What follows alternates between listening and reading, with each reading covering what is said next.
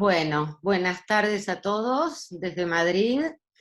Le agradezco a Liliana la invitación y al proyecto Asistir. Estoy muy contenta de estar con ustedes y voy a presentarles un trabajo que he llamado Figuras del amor en psicoanálisis. Y dice así: no hay amor natural, lo hay porque se habla, porque hablar es demandar. El acontecimiento del amor, parafraseando a Badiou, jamás dejará de buscarse y en el mejor de los casos producirse. El goce autista es reverberante, culmina sobre el propio cuerpo, se cierra sobre sí mismo. La búsqueda amorosa se refiere, muy por el contrario, al anhelo del encuentro de la plenitud con el otro, aunque el resto de lo no realizable siempre se imponga.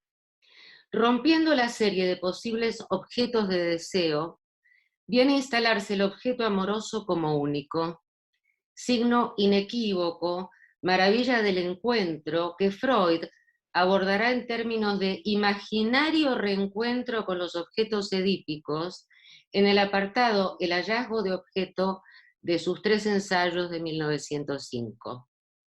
Una mujer entre todas las mujeres, un hombre entre todos los hombres, como contrafigura de las historias no proporcionales que nos cuentan esos hombres y mujeres que de ello, veladamente o no, siguen viniendo a delatar a nuestros divanes como malestar del amor. Pues de ello se trata, de por qué amo a una y deseo a otra, de por qué cuando él al fin dice amarme, ya no lo quiero, y así de seguido. De ese enigma se trata. El otro como objeto pleno no será ya nunca reencontrado. Freud ya nos advierte sobre la más generalizada degradación de la vida amorosa del 12, que hay algo en la naturaleza misma de la pulsión sexual opuesta al logro de la satisfacción plena, pues el objeto originario se ha perdido por obra de la represión y es subrogado por una serie de objetos sustitutivos que nunca satisfarán plenamente. Pero el vacío puede ser colmado en el encuentro amoroso con la promesa de ser uno con el otro. Voy ahora a hablar, voy a dividir en dos. Amor en femenino primero y luego amor en masculino, y contarles que hablo aquí de la heterosexualidad, no me meto en otros jardines. Amor en femenino. Aunque el tiempo haya transcurrido y cada vez mujeres obtengan gratificaciones fálicas del orden del tener, dinero, prestigio profesional, poder, siguen siendo ellas, nosotras, las que presentan como síntoma privilegiado el sufrimiento amoroso.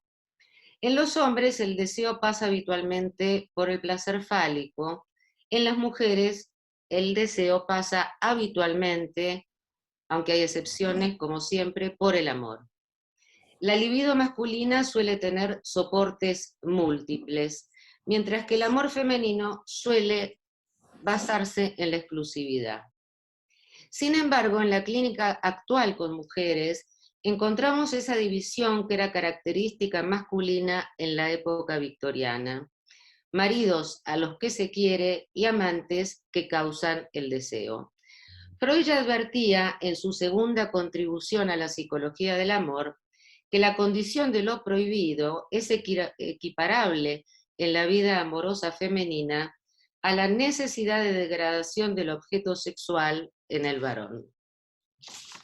El goce todo fálico suele llevar a los hombres a dirigirse a múltiples mujeres, que van desde el que se divide entre la mujer madre y la amante de turno, en la que me detendré más adelante, al donjuanismo, donde se ven compelidos de ir de una a otra sin poder detenerse en ninguna. Sin desmerecer que hay hombres que aman como mujeres y mujeres que aman como hombres, ya que no nos referimos a la biología, sino a la posición inconsciente. y también hombres que pueden hacer coincidir, según Freud, en una mujer la corriente sexual y la corriente tierna. Pero contrariamente a la mayoría de los hombres cuyo placer fálico les basta, las mujeres necesitan el signo y las palabras de amor. La demanda femenina, el gusto por las cuestiones de amor, es un goce en sí mismo. Y el miedo a perder ese amor equivale para Freud a la angustia de castración masculina, según escribe en Inhibición, síntoma y angustia de 1926. Será el encuentro con un hombre, y no con cualquiera, que ese goce llevado al acto pueda convertir su vida en un tormento. Las historias de violencia de género así lo atestiguan. Fedra o el arrebato pasional. La pasión amorosa, cambiante en las formas por las modalidades de los tiempos, aparece como una marca femenina por excelencia desde la tragedia griega. Fedra es su arquetipo.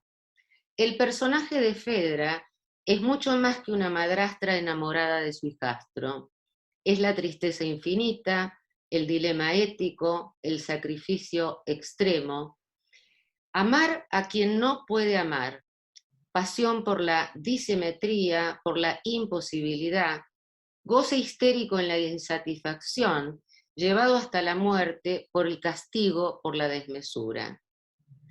Para recordarles a Fedra, raptada primero y transformada en reina y mujer por Teseo, héroe de héroes, se enamorará de Hipólito, su hijastro. Al anuncio del regreso de Teseo, a quien se daba por muerto, se considerará un monstruo por haber confesado su pasión. Será con Eurípides, justamente, que el amor trágico femenino entre en escena.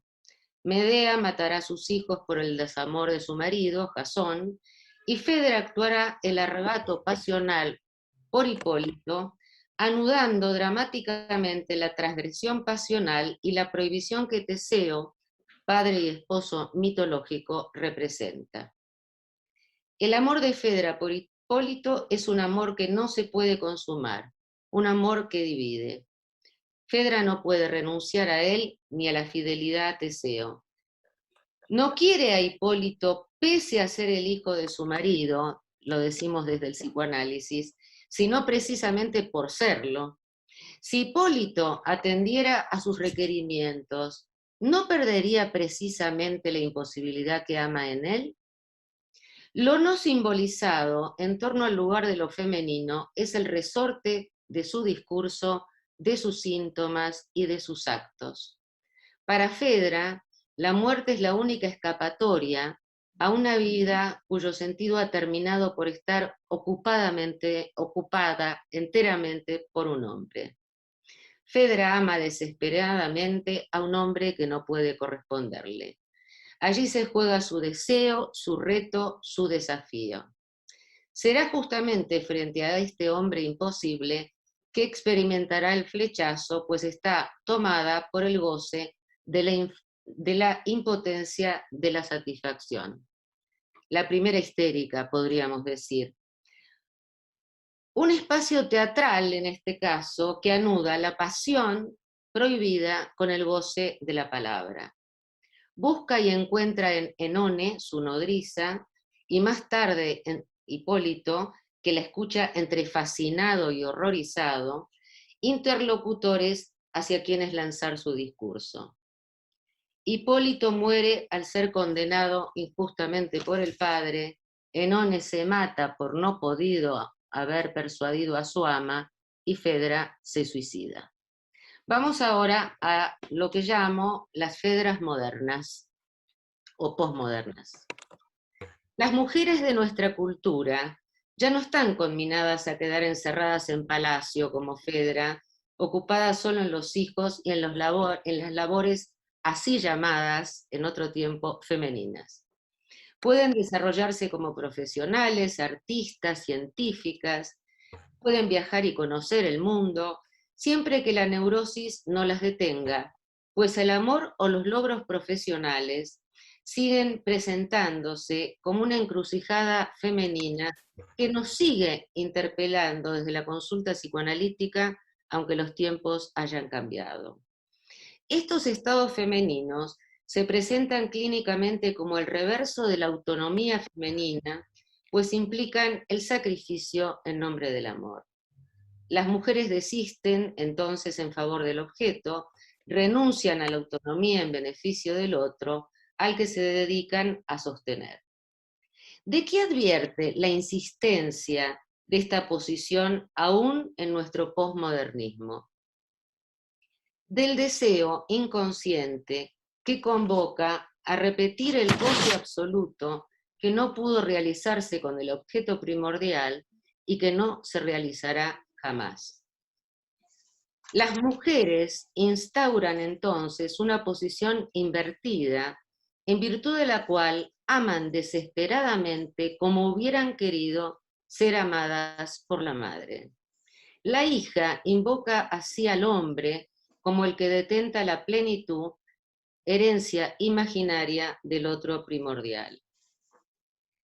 El análisis permitirá a estas fedras de nuestro tiempo, cuyo discurso nos interpela desde una obstinada fijación, encontrar otro lugar más advertido de lo que puede y no puede ofrecer el amor.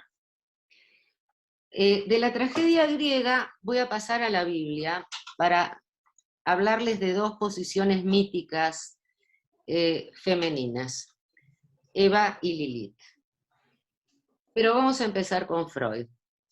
En sus primeras dos contribuciones a la psicología del amor, Freud da cuenta de la bifocalidad del deseo masculino, donde la condición amorosa reposa en el clivaje inconsciente del objeto, en tanto el sujeto masculino no está enfrentado al otro sexo como tal, sino a dos valores del objeto edípico, dice Freud: la mujer sobreestimada y la mujer rebajada, la madre y la dirne, la mujer fácil o la prostituta. Y termina diciendo Freud: cuando aman no anhelan, cuando anhelan no pueden amar.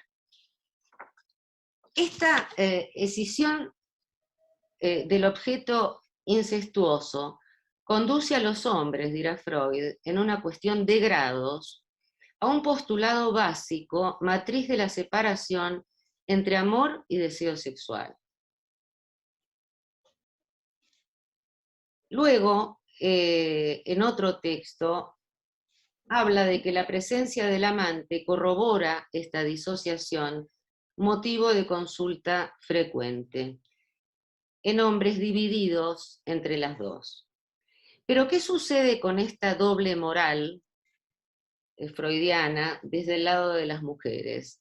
¿Están exentas de encarnar alguna de estas posiciones, fijarse en una de ellas, obsesionarse por el enigma de la otra? Ser una mujer no se reduce evidentemente a ser la amante, pero la amante imaginariamente la encarna. La mujer legítima no es evidentemente la madre, pero suele representarla. Entonces vayamos a la Biblia, que dice que antes fue Lilith. Relatan las leyendas mitológicas hebreas. Antes de Eva, Java, la madre de todos los vivientes, Dios habría creado a esa otra mujer, rechazada luego por Adán, aquella que se exilió en el Mar Rojo. Lilith, predecesora de Eva, ha sido excluida por completo de la Sagrada Escritura, solo se encuentra en los mitos hebreos. El mito bíblico, sin embargo, la ha borrado, la ha exiliado de la letra, ha transformado a Lilith en una ausencia. Por fin, Eva triunfará sobre ella. Lilith se exiliará en el reino donde el placer femenino es endiablado y prohibido. La madre habrá ganado sobre un cuerpo femenino gozante. Pero Lilith, aunque reprimida, como todo lo reprimido, retornará, aunque ya exiliada del paraíso amoroso de Adán y Eva, lo que queda como resto luego de la pérdida del gran paraíso. Escuchemos la leyenda, porque tiene una vigencia universal y tan actual que si tienen ganas de leerla en los mitos de Graves Paté, se los recomiendo porque es insólitamente actual. Dice, Dios creó a Lilith, la primera mujer, como había creado a Adán, salvo que utilizó inmundicia y sedimento en vez de polvo puro. Adán y Lilith nunca encontraron la paz juntos, pues cuando él quería acostarse sobre ella, Lilith consideraba ofensiva la postura recostada que exigía. ¿Por qué he de acostarme debajo de ti?, preguntaba. Yo también fui hecha de polvo y no de una costilla tuya, y por consiguiente soy tu igual.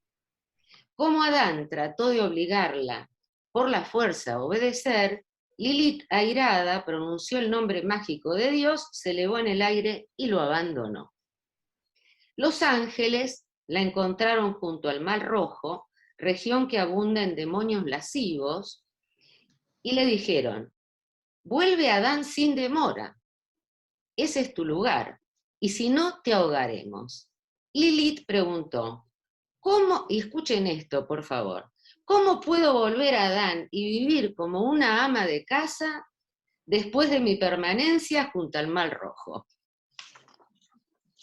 Vamos ahora a la clínica psicoanalítica. Escuchemos ahora a tantas pacientes preocupadas permanentemente o cíclicamente por la otra, sean o no de pago, de las que goza el marido, sintiéndose en menos. ¿Qué les dará la otra que ellas creen no poder dar o recibir? El fantasma de esta Lilith, la amante, sobrevuela en los temores a perderlo, ser robada, engañada. Por la otra parte, ¿qué escuchamos con regularidad del amante de ese hombre? Su deseo de convertirse, al fin, en la esposa y madre. Ganar a Eva un lugar vivido inconscientemente como indestructible. Eva y Lilith pelean por el tesoro ubicándose en uno u otro mito. Algo de estas dos posiciones deseantes femeninas es de tal insistencia en el discurso femenino, más allá de la neurosis específica de cada mujer, que me lleva a plantear si no se trata de dos mitos que configuran uno. Dos posiciones que atraviesan las mujeres con respecto al hombre y la incógnita sobre la otra mujer. Porque, ¿qué sucede habitualmente si Lilith logra al fin tomar el lugar de Eva? Recomenzará probablemente el duelo imaginario con otras posibles diablas que puedan quitarle su recién adquirido poder. ¿Poder de qué? De la retención del hombre falo. ¿Qué es ser una mujer que goza y hace gozar de la sexualidad?, se preguntan las Evas. ¿Qué poder tienen las Evas?, se preguntan las Lilith. Dos mujeres que se preguntan qué es ser una mujer a través del síntoma. Mito dividido en dos que fecunda victorias pírricas, humillaciones, tormentos y hasta suicidios. Voy a mirar cómo estoy de hora. No, seguí. Voy bien. Sí. Vamos ahora a hablar del amor en masculino. Me voy a centrar en el obsesivo y el amor, porque me parece absolutamente paradigmático. Tanto la mujer como el hombre neurótico suelen enfrentarse con una impotencia para el goce y o el amor. Habitualmente, aunque con excepciones, la mujer a la manera histérica, el hombre a la manera obsesiva, tal como nos recuerda Freud en Inhibición, Síntoma y Angustia, del 26. El obsesivo, podemos decir, se defiende encarnizadamente con sus síntomas del dolor del amor. Esto no será ajeno al encuentro con las mujeres, claro, porque maneja la pretensión ilusoria, forzada e imposible de manejar los hilos de la escena deseante. Cuando en la vida amorosa debe tomar una decisión, se escabulle, anulando la pérdida y la ganancia. De allí los hombres que consultan, cuando se aterrorizan frente a su propia boda, los que deben elegir entre la mujer o el amante, como ya vimos, o se sienten incapaces de soportar la paternidad. El obsesivo arrastra la penosa sensación de no estar presente en los acontecimientos importantes de su propia vida. Por el aislamiento, la desconexión entre la representación y el afecto, una de sus defensas clave, nos dirá Freud, que suele volver locas a sus mujeres cuando se enamoran de uno de ellos, pero también a ellos mismos cuando se enamoran.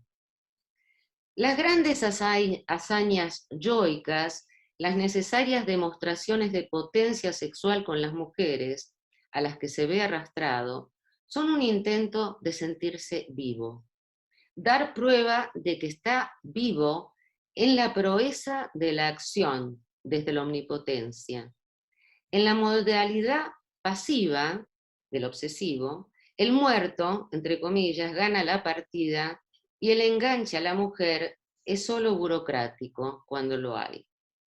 Pasión de ser, de seguir siendo el falo de la madre, lugar que ocupó imaginariamente al creer satisfacerla allí donde el padre no lo hacía.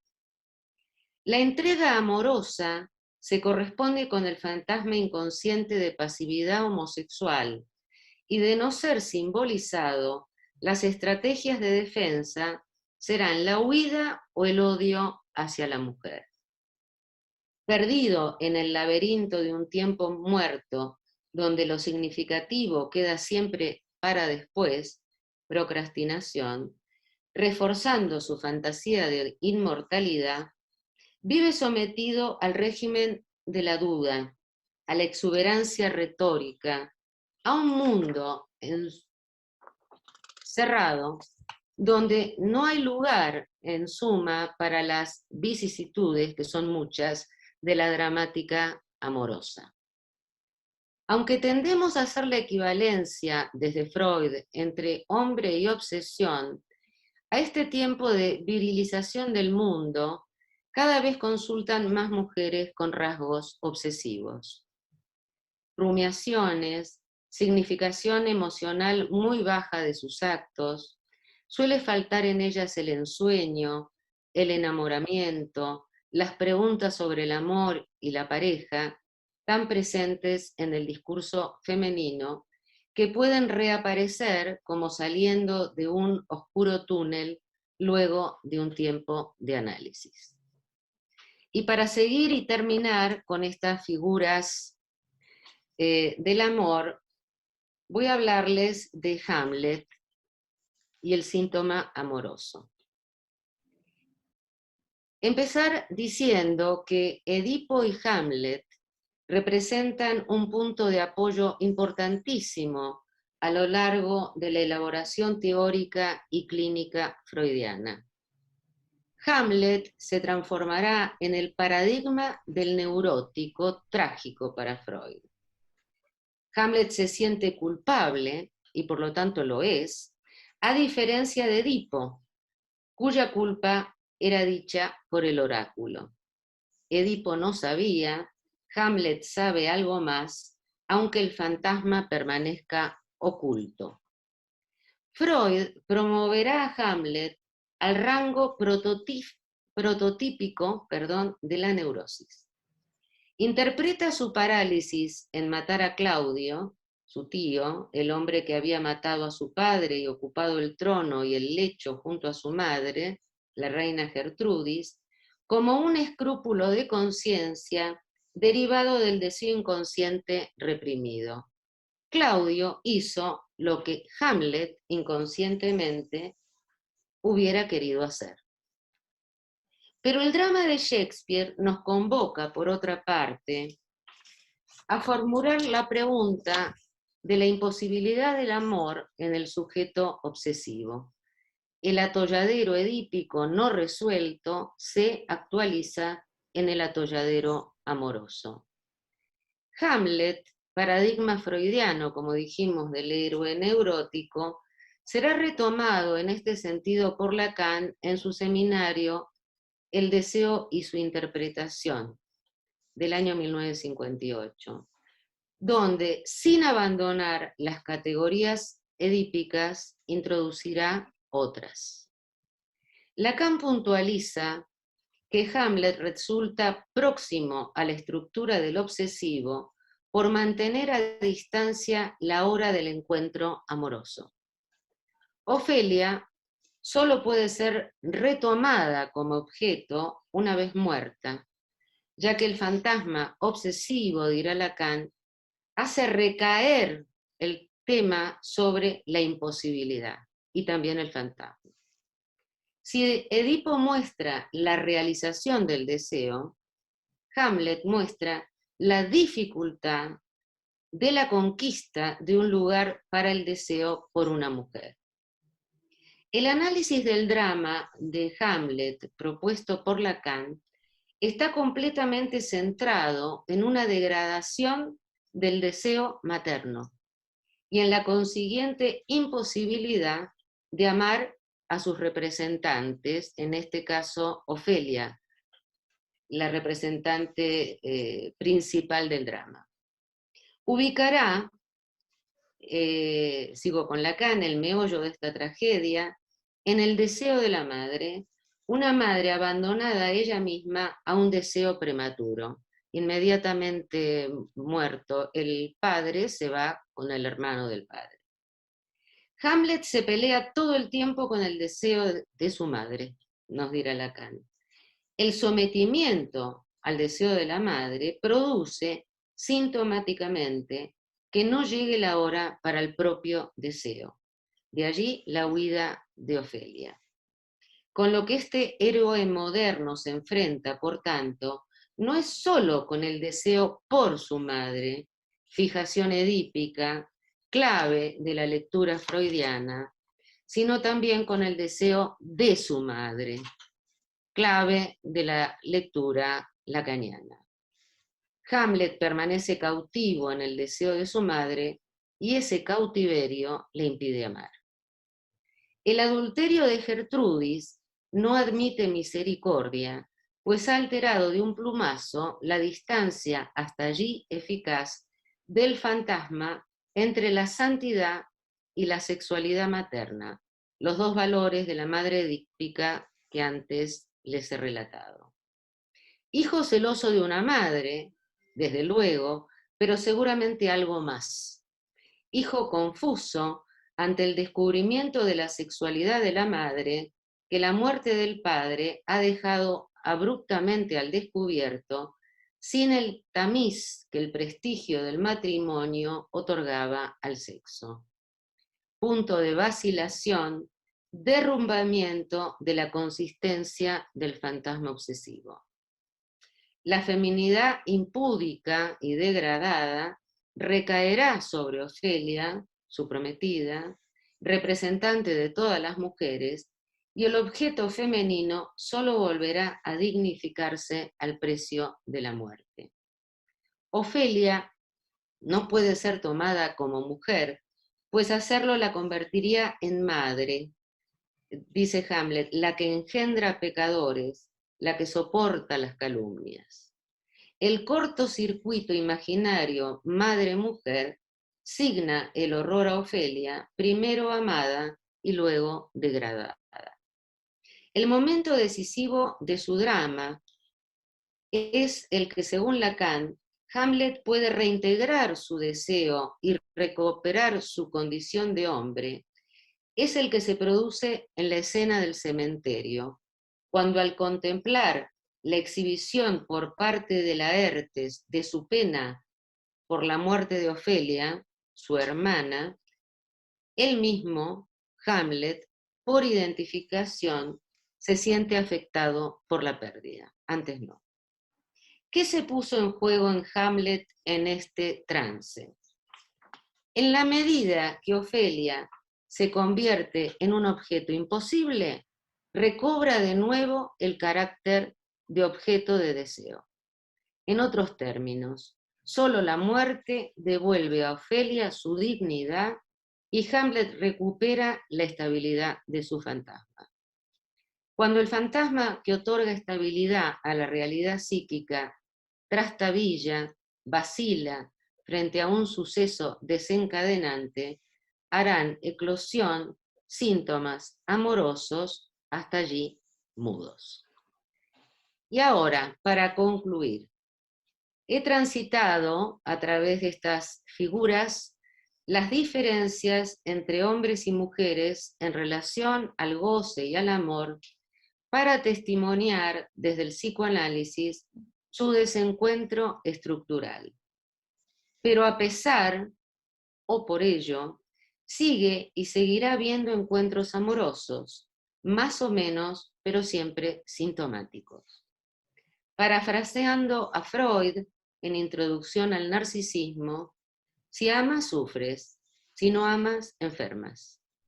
Se tratará entonces de amar sin tanto sufrimiento por estar advertidos luego de un análisis de los límites propios del amor, pues de esto se trata, de ese encuentro contingente que ofrece la ocasión de entrar en contacto con otro que encarnará tanto lo anhelado como lo fallido.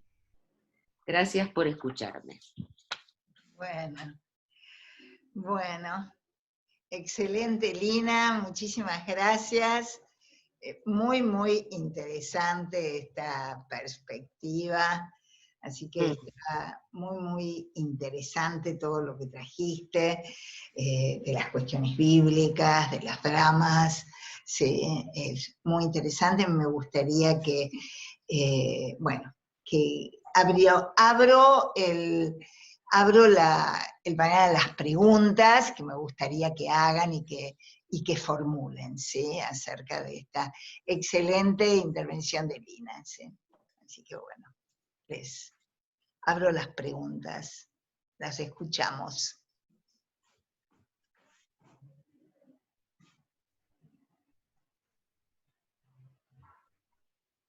Bueno, a ver si se animan. Sí. Seguro. Se animan a preguntar. Sí. A mí me Bueno, parece... buenas noches. Sí. Bueno, como el seminario es abierto, bueno, yo me metí y la verdad que lo encuentro muy interesante. Todo lo que tiene que ver con el psicoanálisis, lo investigo, no soy estudiante ni psicoanalista y lo encuentro muy entretenido. Y le quería preguntar, cuando usted habla acerca del fantasma, que no me quedó muy en claro y en mi trayecto de investigación lo veo a menudo, pero no encuentro el concepto. Bueno, no es un pequeño concepto. Yo para hablar del fantasma utilizo a menudo una metáfora, que es que no miramos con los ojos, miramos el mundo, miramos los objetos, el objeto en psicoanálisis es el otro sujeto, para ti que no estás, que estás recalando aquí, a través del fantasma, que es una construcción imaginaria que tiene que ver con la historia intrapsíquica del sujeto y cómo lo ha armado, y por el cual ve al mundo, ve al objeto, al objeto de amor, ya que estamos, o de deseo, ya que estamos hablando de esto, con unas gafas internas que estabiliza en general, en el mejor de los casos, estamos hablando de las neurosis, al psiquismo. Por eso mi planteo es que el fantasma de Hamlet se desestabiliza cuando hay lo que Freud llamó sucesos desencadenantes de la realidad, que que son a menudo desestabilizadores. Él tenía podríamos decir, un fantasma eminentemente masculino, del que hablé en esta ocasión. No voy a hablar del fantasma en general porque sería demasiado extenso, que tenía dividido en dos al objeto materno, entre la madre santa, podríamos decir, la madre pura, y la madre sexuada. Con la muerte del padre y el abandono de la madre ella misma a un deseo prematuro, como dice Lacan, lo que se da cuenta Hamlet es que la madre desea sexualmente al tío, porque además el tío de Hamlet no tiene, y eso aparece muy claramente en el drama, no tiene tantos recursos como tenía el padre, no estaba tan idealizado como tenía el padre. Entonces lo único que le queda a Hamlet es pensar que hay un deseo prematuro en relación a la muerte del padre. En un momento Hamlet dice, se han juntado los restos de la muerte del padre con la comida de la boda, ¿no? De la nueva boda de la madre. Esto desestabiliza el fantasma y hace que Hamlet, entre comillas, se vuelva loco, ¿no? Presente una locura transitoria que después se resuelve al precio de la muerte de todos. Pero sería esa mi consideración del fantasma dentro de este fantasma disociado de Hamlet, de los hombres con sus gradaciones, que puede desestabilizarse. Sí. Gracias.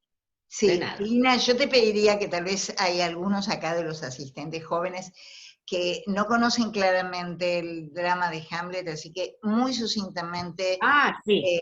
exponelo y después y profundiza esto que le respondiste a tu interlocutor. Y después te pediría que si una vez terminado esto podés exponer de manera más extensa la cuestión de Eva, Lilith y la figura materna después. Muy bien.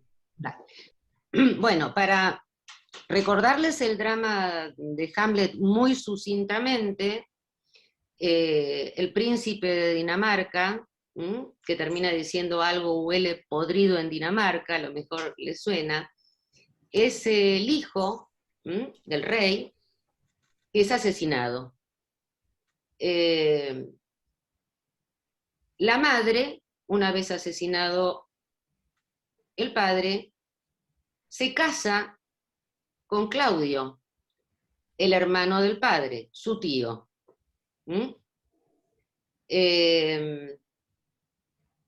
Frente a este hecho, como desencadenante, Hamlet se vuelve loco transitoriamente.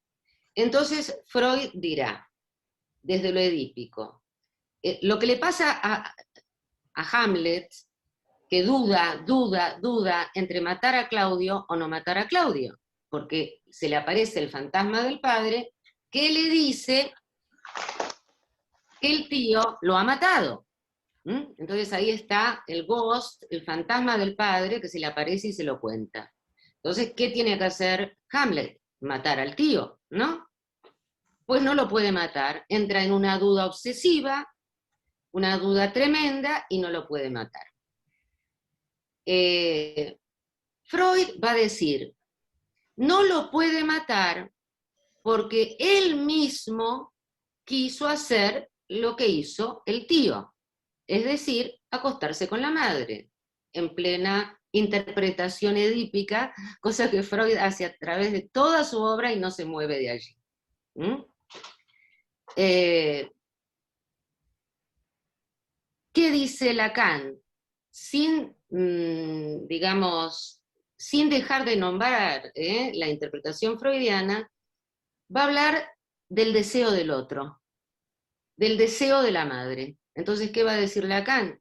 Que en realidad no lo puede matar al tío, es decir, la misma duda, ¿no? No puede matar a Claudio, porque está sometido al deseo de la madre. Y el deseo de la madre es Claudio.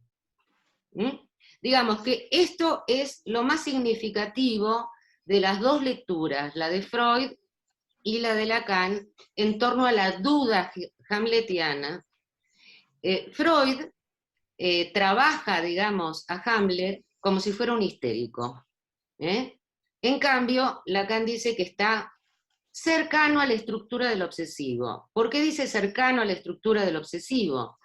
Porque, bueno, no es un paciente, no lo podemos diagnosticar, pero sirve, ¿no? Le sirve para hablar del sometimiento al deseo de la madre en la problemática del obsesivo. Con esto creo que fui a lo central del drama de Shakespeare.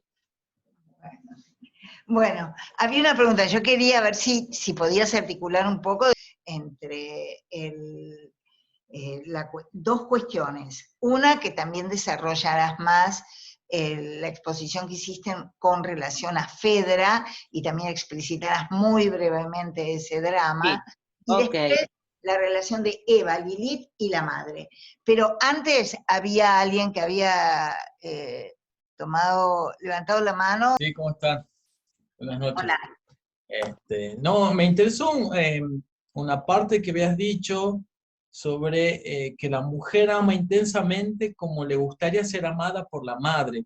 Tomé ese apunte porque me hizo pensar mucho en mi clínica y sobre todo con una paciente, y me quedó muy me gustaría que si me podrías un poquito desarrollar esa frase que yo anoté, porque me pareció como muy interesante, ¿no? Sobre todo para trabajarlo y para entender un poquito de qué se trata esto que habías dicho. Sí, gracias por la pregunta, me parece una frase bastante central de mi trabajo y la has captado como tal. Vamos a ver, la propuesta es la siguiente. Primero, la consideración de que el Edipo es siempre con la madre, porque es estructural, tanto para el hombre como para el niño, digamos, como para la niña. Es decir, que el deseo incestuoso, del cual hablo también en el trabajo, que cae bajo la represión, es el deseo por la madre. El Edipo con el padre, Freud hablará aquí de Edipo completo, pero es posterior. En realidad, la represión primaria tiene que ver con la represión del incesto materno, para ambos sexos. Esto para empezar por algún lado la respuesta. Por eso digo que si hay algo que la niña sigue deseando, anhelando, más bien Freud habla de anhelo, más que de deseo, es eso que tuvo que reprimir. Entonces, habría como una vuelta en lo contrario, yendo a los mecanismos de defensa, perdón. Muestra la mujer en estos arrebatos femeninos cómo hubiera querido ser amada por la madre. Y cuando decimos ser amada por la madre, es un amor sexual, porque el psicoanálisis habla todo el tiempo de la cuestión del sexo. No es de hacer querida, como te quiero, no. Es justamente de la sexualidad que la cultura reprime. Freud nunca dejó de pensar que, ¿cómo podemos decirlo para seguir tu pregunta? Que la prohibición del incesto en la cultura es lo que marca esta derivación de la que hablo de objeto en objeto. Porque el objeto primordial, en términos freudianos, el objeto primordial, la madre, está perdida, pero está perdida por la prohibición del incesto en la cultura. Entonces, hay una modalidad femenina de mostrarle a la madre cómo hubieras querido ser amada por ella, cosa absolutamente imposible. De todas maneras, ¿por qué esto es más pregnante, digamos, en las mujeres que los hombres? Ahí hay un gran tema. Por la cuestión del falo, estoy siguiendo un desarrollo freudiano. Freud dice que no hay relación más libre de conflictos que la relación entre la madre y el hijo varón. Y no hay más relación llena de conflictos entre la madre y la hija mujer. A esto Lacan luego le dará otra vuelta con la cuestión del estrago materno, ¿no? Llevándolo al límite.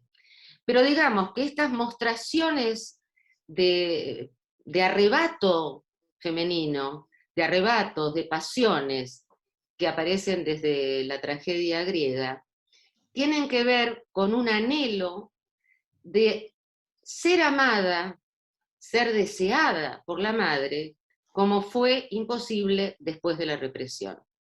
¿Te contesto con esto? Sí, bastante, bastante. Sobre Vale. todo, muy aclarado, muy aclaratorio. Bueno, me alegro. Fantástico. Bueno, sigo con las preguntas de Lili. Primero, hago un brevísimo cuento sobre la tragedia de Fedra.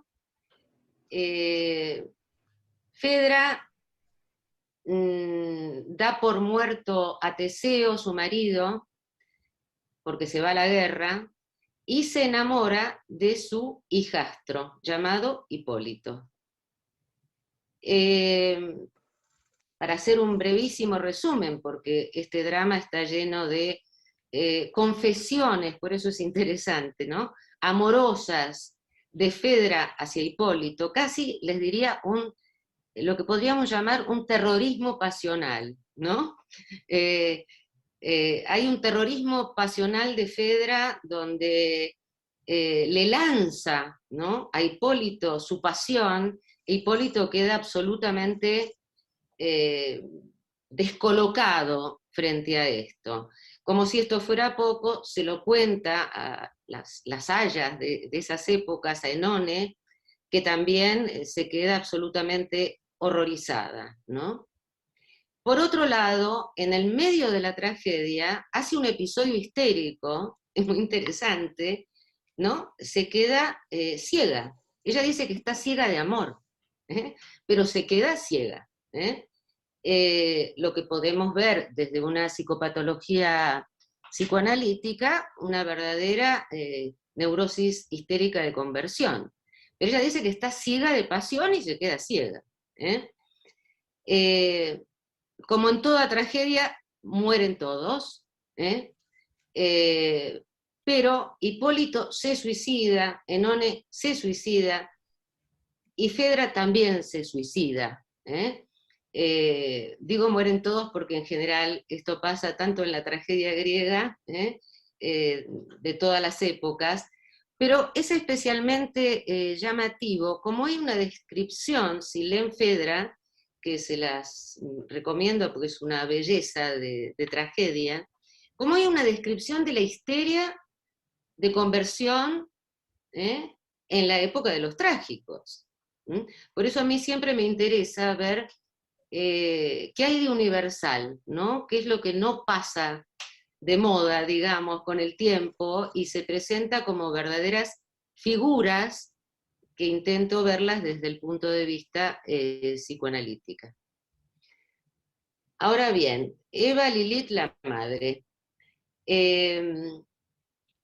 Esto también es impresionante, cómo el mito hebreo recoge una mujer dividida en dos.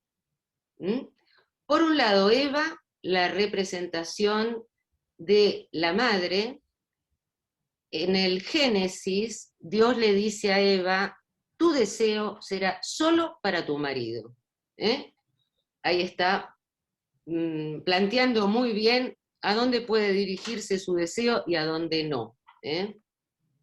Sin embargo, hay otra figura muy retomada también desde el feminismo últimamente, no sé si en Argentina, aquí sí, que es Lilith, porque Lilith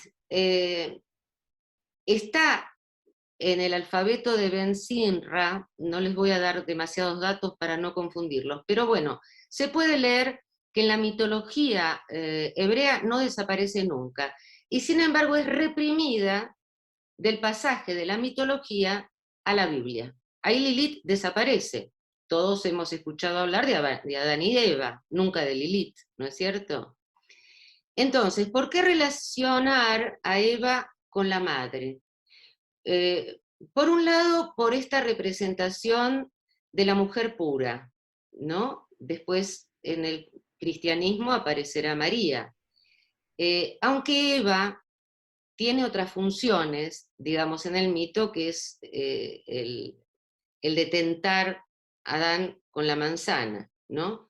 Pero Eva es la madre, es una representación de la madre. Lilith, en cambio, ¿por qué es reprimida? Porque es una representación de la mujer que quiere gozar del sexo. Y por otro lado, es una representación, por eso últimamente está apareciendo tanto la figura de Lilith, de la igualdad. Es decir, Dios crea a Eva de una costilla de Adán, no tiene ningún tipo de autonomía, dependerá de esa costilla, si no hubiera sido esa costilla no hubiera existido Eva. Sin embargo, a Lilith la crea igual que Adán, pero con un poco más de suciedad, digamos, ¿no? En lugar del polvo puro con el que crea, según el mito, por supuesto, a Adán. Y entonces Lilith, esto es lo que le dice a Adán: soy tu igual, no tengo por qué obedecerte, no tengo que ponerme en la posición que me exiges, yo vuelo y me voy sola, ¿no? No sé si respondo un poco a lo que planteabas, Lili. No, simplemente quería que lo expusieras, ¿no? Y la relación con bueno, la ponías en Eva en relación a la madre. Y en realidad mi pregunta central es la que hizo Ricardo Ferreira, así que bueno, ya la expusiste. No, me había quedado claro. Podría volver un ratito, solamente hacer un solo comentario sobre lo que vea la frase. Pensaba, ¿no? Esto que habías desarrollado sobre que la mujer desea ser amada intensamente como le hubiera gustado que la ame la madre. En el caso yo sé que habías aclarado que no ibas a entrar en otros jardines, pero en la homosexualidad femenina, ¿no sería como que la mujer queda entrampada entonces en ese deseo? No se me ocurre de planteártelo así de esa forma. Sí, yo creo que, como siempre en la clínica, Ricardo, hay que ver caso por caso. No me gusta hacer generalizaciones, ¿no? Pero sí, primero decir algo, la homosexualidad femenina en este tiempo está muy facilitada por la cultura, muy facilitada, cosa que no ocurría en otros tiempos. Yo creo que lo que se ve es que hay muchas mujeres que consultan con una aparente homosexualidad, pero que son histéricas, con una facilitación del tiempo, para que den un rodeo, una vuelta por la homosexualidad en algún momento de sus vidas.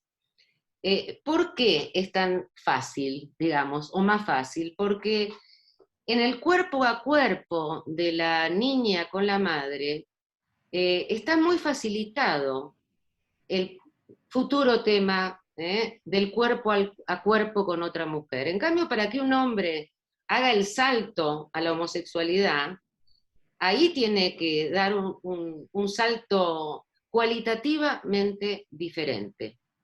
Entonces, para empezar, yo no daría a la homosexualidad femenina un estatuto psicopatológico. Puede haber histéricas con elección de objeto homosexual, psicóticas con elección de objeto homosexual. Ya la perversión vera en la mujer, siguiendo los textos lacanianos, no es tal. La perversión vera se ve en los hombres. Y muchas veces, en lo que tú relatas a nivel muy fenomenológico, si quieres, sí, hay una de las parteners en posición de hija que recibe los cuidados maternos de la otra mujer. Pero en términos muy fenomenológicos. Y hay una búsqueda más en la homosexualidad, la elección de objeto homosexual, hay una búsqueda más amorosa muchas veces que sexual. Bien, bien, buenísimo. Muchísimas gracias. Gracias.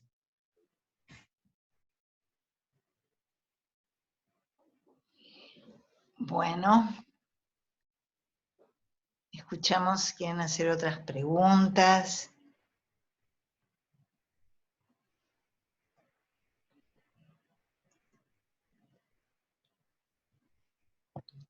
A mí me quedó, pregunta? Elina. Está Ricardo y Esther. Bueno, sigo. Elina, a mí me quedó esto del mito de Lilith, que la verdad, como decías, no es muy escuchado. Sí, no me quedó claro, hay una parte cuando ahí se pelea con Adán, justamente por decirle somos iguales, fuimos formados de lo mismo, sí. o del mismo lugar. Ella nombra a Dios y de ahí es retirada hacia las costas del Mar Rojo. Sí. Me llama la atención esto, ¿no? De cómo hace uso de nombrar algo superior a ellos dos, a esa relación, ¿no? De Adán y Eva, de Lilith y Adán, mejor dicho, y al nombrar este tercero es como que puede liberarse de esa relación dual, ¿no? Me llamó la atención eso. Bueno, es interesante, es interesante. También digamos que en la Biblia todos llaman a Dios, ¿no? Para, digamos, bajo la forma de la plegaria, ¿no? En el mito, es verdad, es un tercero, es una buena lectura, Ricardo, es una buena lectura, aunque la manda a un lugar bastante difícil, la manda al mundo de los diablos, ¿no? Ahí el mito sigue diciendo que Lilith empieza a parir 1000 Lilim por día, ¿no? Es decir, que como se diría aquí, folla y tiene un hijo, y folla y tiene otro hijo, y otro hijo, y otro hijo, y otro hijo, ¿no? Por un exceso sexual, ¿no? Y ahí queda apartada, con su exceso sexual, bien apartada de Eva madre. Bueno, Muchas gracias. Esther, gracias. Esther, ibas a preguntar, Esther Guanón. ¿Qué tal? La verdad que muy interesante y también interesantísimo articular este mito bíblico con la historia de Shakespeare, ¿no? De Hamlet. Por lo que decías de que la relación menos conflictiva sería la de la madre con el hijo varón o del hijo varón con la madre.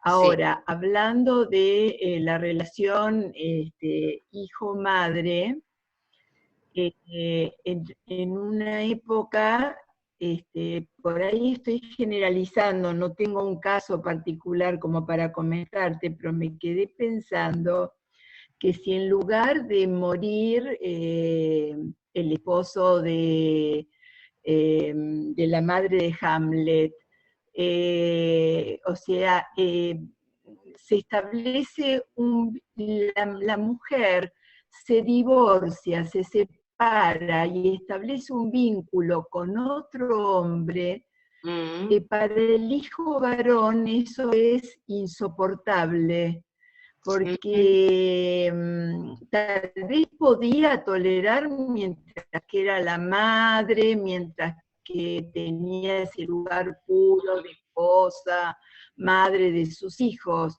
pero luego si se muestra como deseante, desea otros hombres, ya la cosa se vuelve más complicada, ¿no?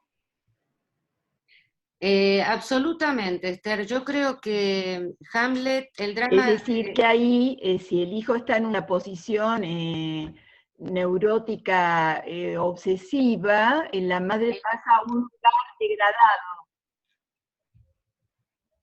Totalmente de acuerdo. Y esto es lo que muestra Hamlet. Cuando yo digo que la relación, dice Freud, que además era el preferido de su mamá. Sí.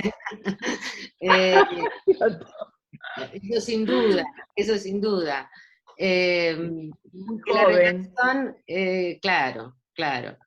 La relación menos conflictiva del mundo es la relación de una madre con su hijo varón. Es cierto que justamente esto queda hecho pedazos en el drama de Hamlet, y ahora voy a lo que tú dices, que me parece importante, cuando aparece la madre ferozmente, digamos, atraída por otro hombre, ¿no? O lo que el hijo puede pensar que ahí prima una atracción sexual que lo excede a él, ¿no? Que excede el amor por el hijo.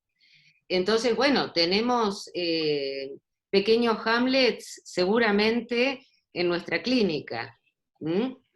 Yo tampoco tengo ahora en la cabeza ningún caso clínico, pero sí representa un punto de eclosión de la madre sexuada que, como se dice en el drama de Shakespeare, el tamiz del matrimonio, ¿no?, guardaba el respeto.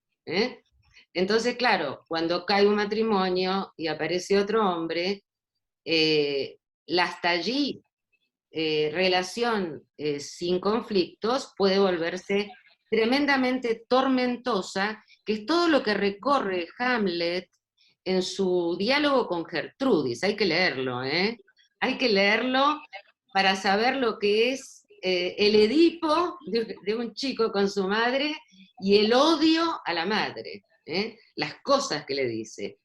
Pero es cierto que podemos encontrar seguramente pequeños Hamlets por todos lados. Yo quería si podía explicar un poquito respecto del odio hacia la madre, cuando hablabas de la pasión de ser el palo de la madre en el neurótico obsesivo, ¿no es cierto? A ver, un poquito más en relación a esto del odio hacia la mujer, del obsesivo, que por ahí se ve, pero no sé muy bien cómo llevarlo a la teoría, digamos. Vale, ok. Vamos a ver, en Freud, siguiendo a Freud, sí. Vamos a decir algo que aparece bastante fenomenológicamente, si quieren. Las mujeres en general se entregan al amor, ¿no? Les pasan muchas cosas, se entregan, se enamoran, bastante fácilmente, digamos. Los hombres en general se resisten. Esto es lo que encuentra Freud, una cierta resistencia. Entonces, la hipótesis más fuerte en Freud es la que yo paso un poquito, pero paso un poco por alto, que es la cuestión de la pasividad homosexual en relación al padre. Esto es un poquito difícil de entender, pero el hombre está en permanente lucha por no ser sometido por el padre, ¿no? Cuando hablamos de sometimiento, también hablamos de sometimiento sexual. Es decir, la posición pasiva en relación al padre es lo que el hombre rechaza. Este rechazo se traslada a un rechazo al amor. ¿Por qué? Porque el amor es entrega. El amor es entregarse.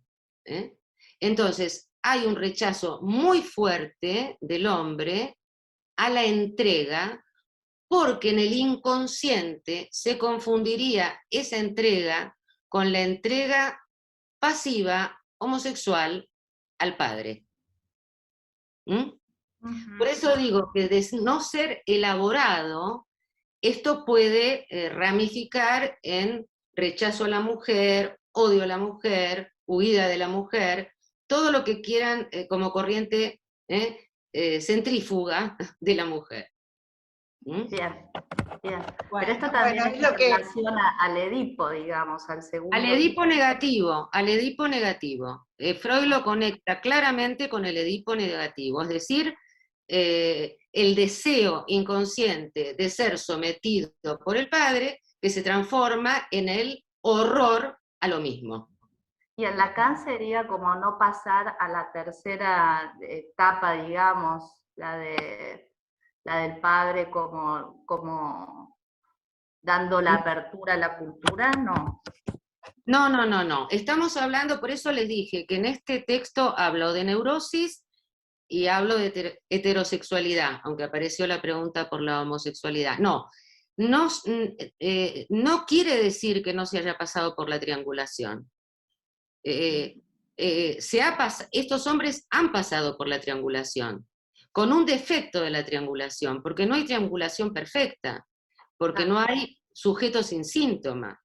Entonces, este es un síntoma específico, podríamos decir, pero el Edipo se ha atravesado, tanto el Edipo positivo como el Edipo negativo ha quedado un síntoma, como tantos otros síntomas, pensando que no hay ningún sujeto sin síntoma, aunque haya atravesado la tercera edad. Es lo que aparte Lacan, Freud plantea en análisis terminable e interminable, ¿no? Que el hombre tiene que, la mujer la envidia fálica y el hombre la posición pasiva en relación al padre. Esas son las dos cuestiones. Eso lo plantea él como la roca viva de la castración. Exactamente, en el análisis. Bueno, Lina, vamos a tener que ir terminando, que ya está, así que agradecemos muchísimo a Elina Wexler, que es tan tarde que ha venido sí, desde Madrid acá a Buenos Aires, al barrio de Ecuador, sí, en esta reunión internacional y en esta exposición excelente que ha hecho sobre las figuras del amor en psicoanálisis, y agradecemos también a todos los asistentes también, y ya lamentablemente tenemos que ir cerrando y ya la vamos a invitar a Lina en otra oportunidad. ¿sí? Así que, muchas gracias a todos, gracias Lili, muchas gracias por las preguntas que han estado muy interesantes.